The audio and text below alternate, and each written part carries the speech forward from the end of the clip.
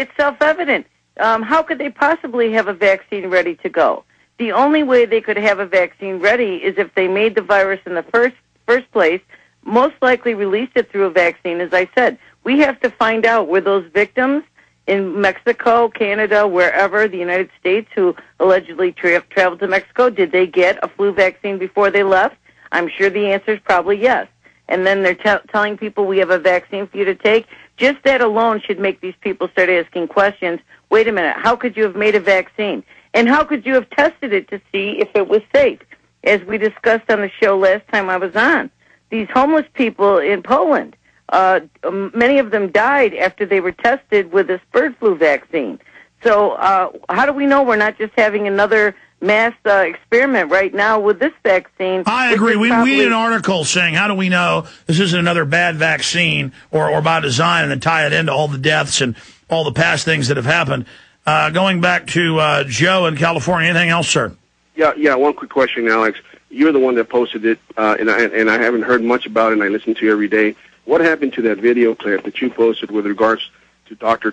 John Carlo, who stated in his press conference, whether he did so intentionally or it slipped out, whichever the case may have been, about this so-called swine flu was cultured, quote-unquote, in a laboratory?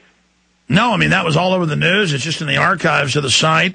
I think the headline on that was that this flu is a mix, a rare mix of other viruses, and that was in Dallas. He was the medical examiner saying, but you can say that meant we've cultured it and it's this, or they grew it in a lab. But now we have a general on CNN saying openly it could have been made in a lab.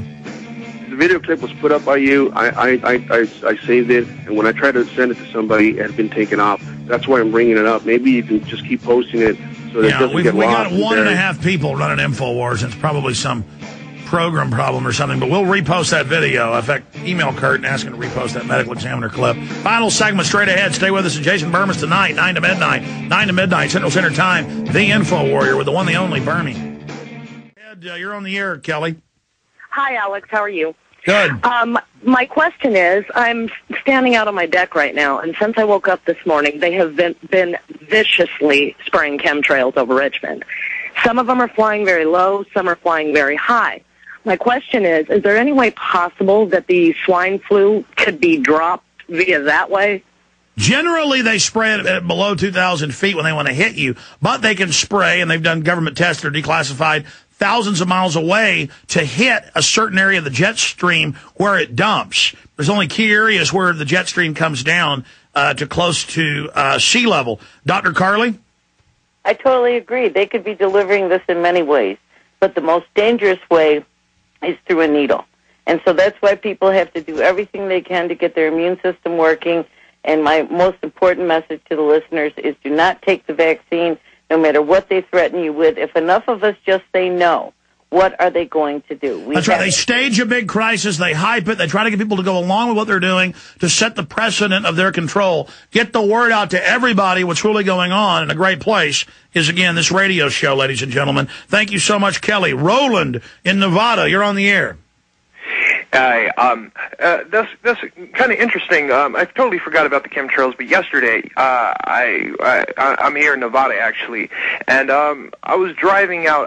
I've noticed that they've been putting chemtrails on the west side of the skies. The last couple months, it's been here and there, but yesterday specifically, I went out in the afternoon around 10, 11 o'clock, and chemtrails. I noticed there was a massive amounts of them.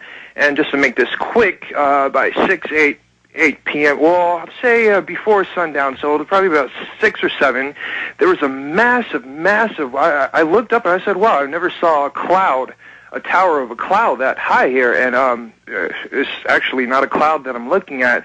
I noticed a couple more planes, and it's actually completely consumed the valley, and it's amazing. But anyways, back to my point. Alex, I want to thank you for everything that you've been doing.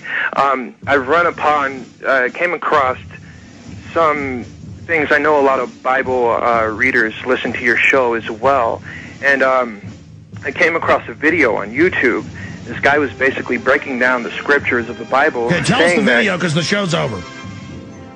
Tell us the video. The show's over. Oh, man, I wish I had a link for you. Okay, listen, we're out of time. Call me back tomorrow.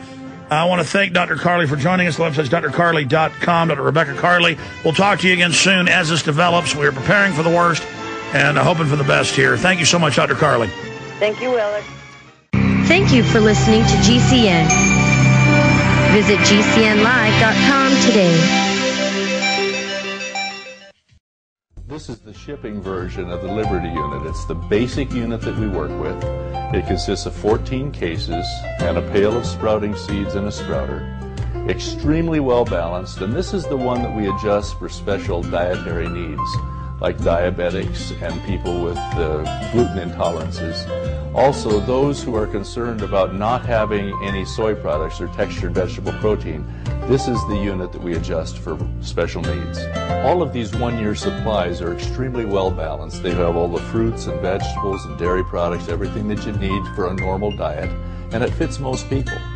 But if you have special needs, if you're a vegan, or if you're a diabetic, or have gluten intolerances, please call us directly and we'll be able to adjust your unit to fit what you need.